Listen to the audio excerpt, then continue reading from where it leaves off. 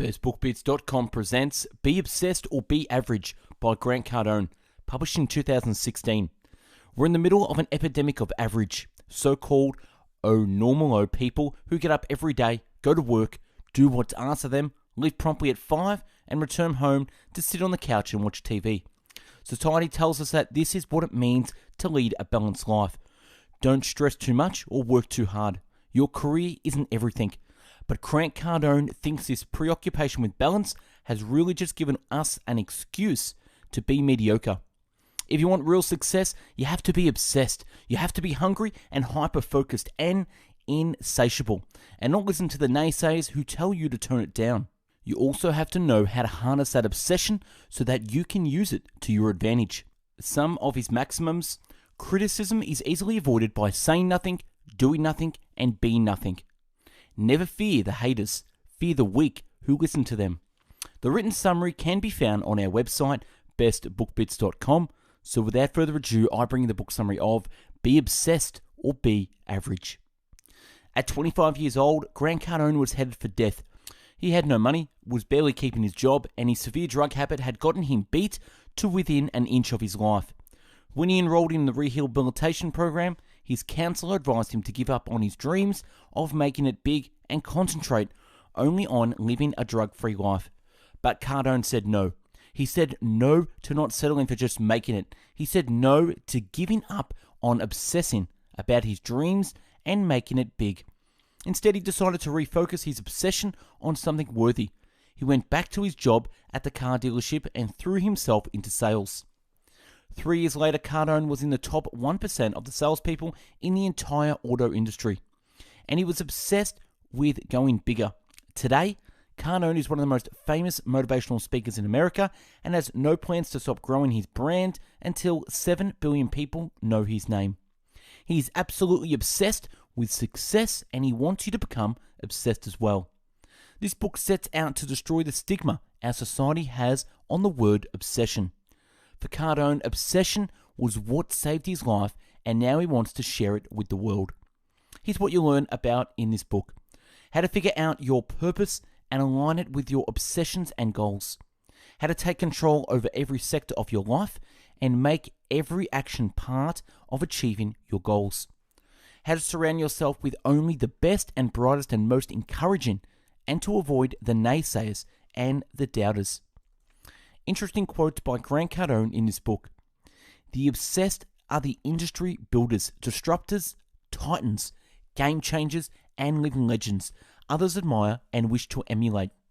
The obsessed don't just make the world go around, they make the world worth living in. If you don't have haters, you are not obsessed. If you don't collect haters, you are not doing anything.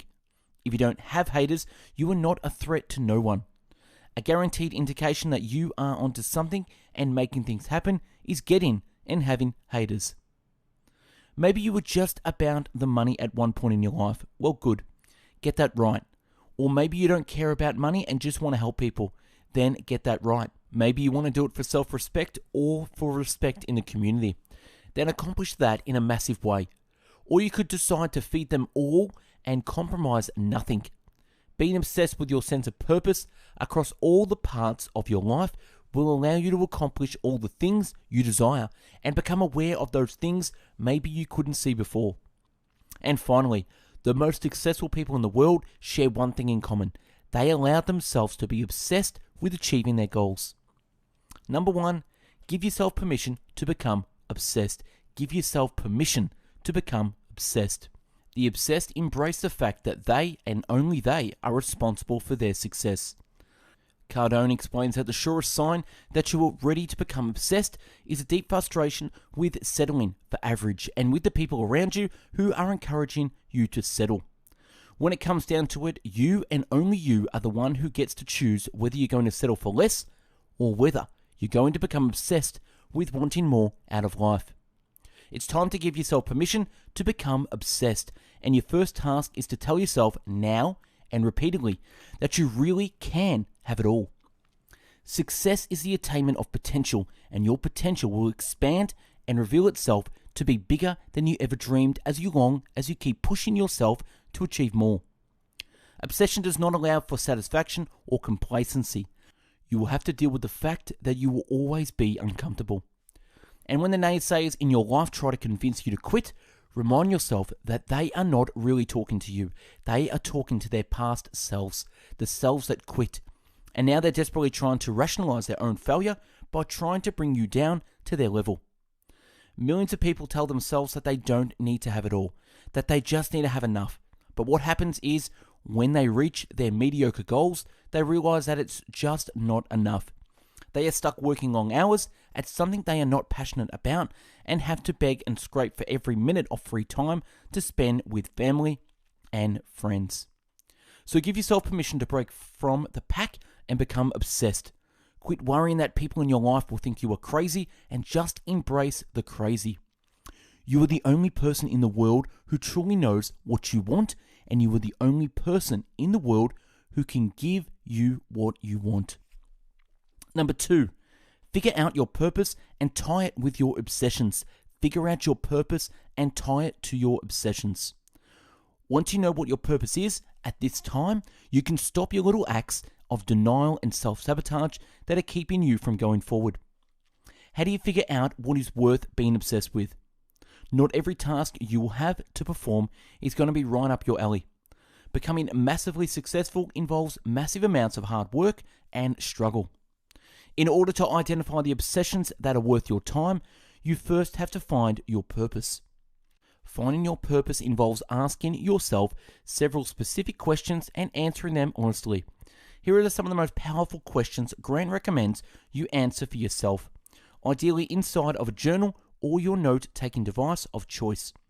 What excites me right now? What do I want to do that causes me to forget to eat? What am I willing to do for no money? What can I do better than anyone? What do I want to be remembered for? The answers to these questions will give you the answers about which obsessions are worth your time and which you can give up. Also keep in mind that these exercises are certainly not meant to be done once and forgotten.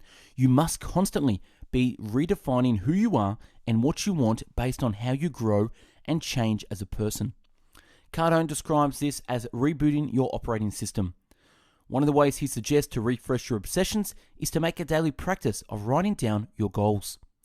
Make your goals enormous, goals that everyone else will call unattainable. If you're going to dream, dream big. And number 3, feed your obsessions and starve your doubts. Feed your obsessions and starve your doubts. Stay focused on what allows you and your business to grow and invest no time, energy, or resources into those things and people that don't. If you don't feed what Cardone describes as your beast, your obsessions will falter, your goals will fester, and you will lose all sense of your purpose.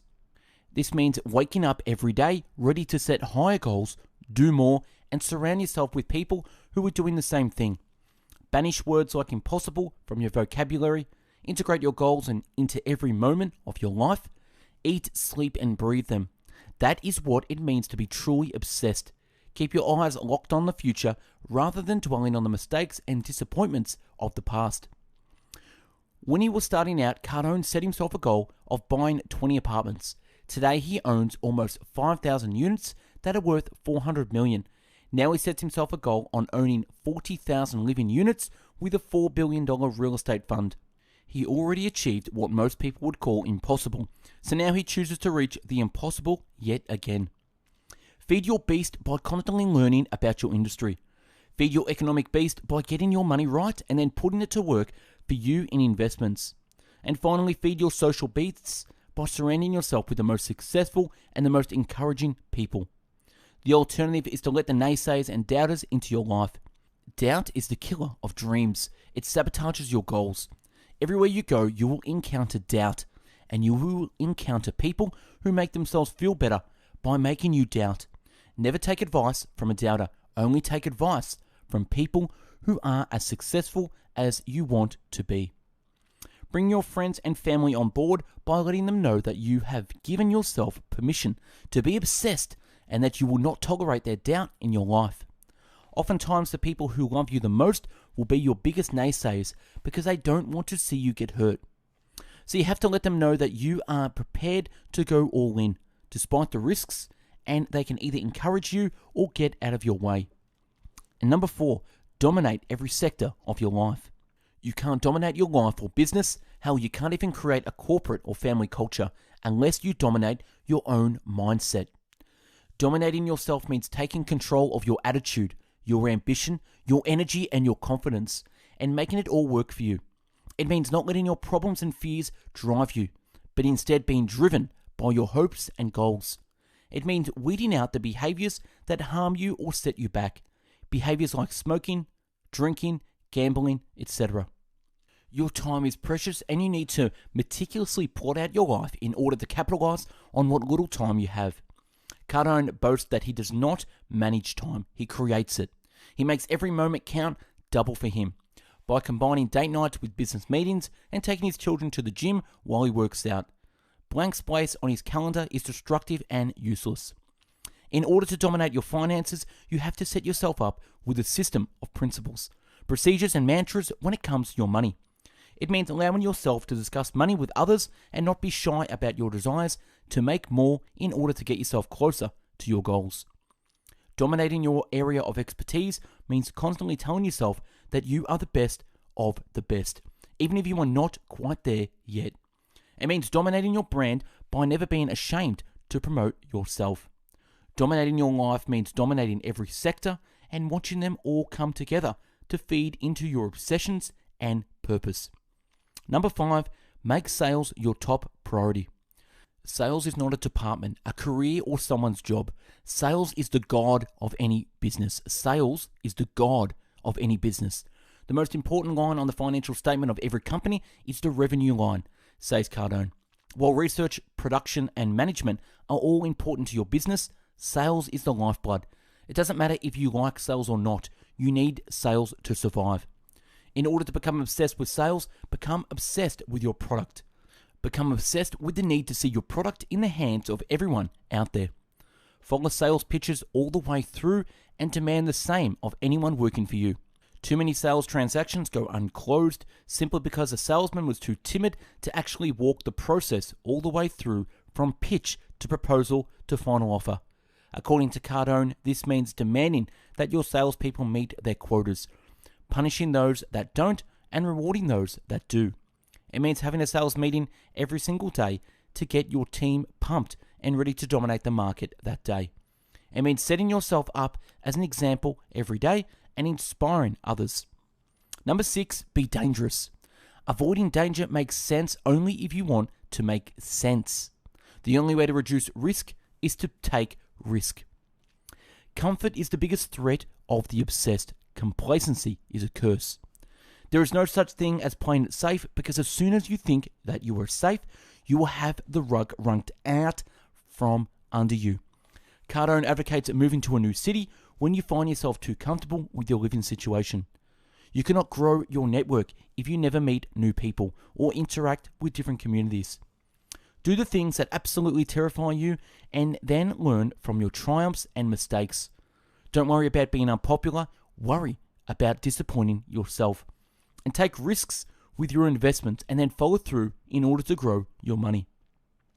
And quit following the mantra, under-promise and over-deliver. You should never be underselling yourself at any point. Instead, over-promise and then let that fuel you to over-deliver. When you make giant claims, you get people excited. You get them to the root for you and you get them to become obsessed as you are. You will appear the most confident person in the room and eventually you will become the most confident one. Number 7, hire the best and get them obsessed. If you are doing great things, other people who want to do great things will find you and want to work with you. You cannot be the best if you do not surround yourself with the best. You cannot maintain obsession unless the people you work with share in your obsession. And your business will not thrive if your employees are not willing to do anything to see that business succeed.